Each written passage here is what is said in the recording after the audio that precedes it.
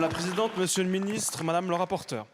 Au début de l'année, le scandale des maisons de retraite Orpea agitait la France et exposait dans les médias ce que tout le monde savait. Les prestations proposées aux résidents dans les maisons de retraite sont onéreuses et ne sont clairement pas au rendez-vous. Pire encore, un nombre important d'établissements pratiquent une politique de réduction des dépenses et de maximisation des profits.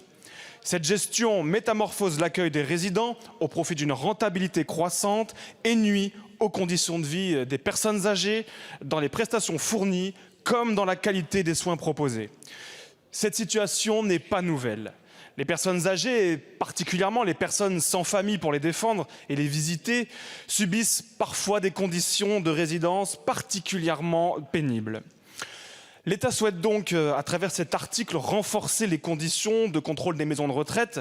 Et nous regrettons que le gouvernement ait attendu que le scandale explose pour agir sur une situation que personne n'ignorait et n'ait en tout cas pas diligenté une enquête plus tôt. Dans cette optique, nous sommes d'accord pour accentuer le contrôle sur les entreprises et les sociétés n'étant pas gestionnaires des établissements de santé. Ce contrôle passe par l'interdiction des programmations financières visant à accroître la rentabilité des profits des maisons de retraite au détriment des résidents. Cependant, les agences régionales de santé ne sont pas aptes à exercer un pouvoir de contrôle renforcé.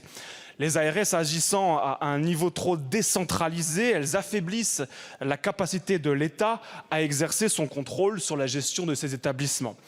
Ce contrôle doit être donc confié aux préfets de région qui sont en mesure d'appliquer un encadrement plus en amont et donc plus cohérent pour mieux prévenir de ces abus. Donc nous voterons contre cet article. Je vous remercie. Je vous remercie.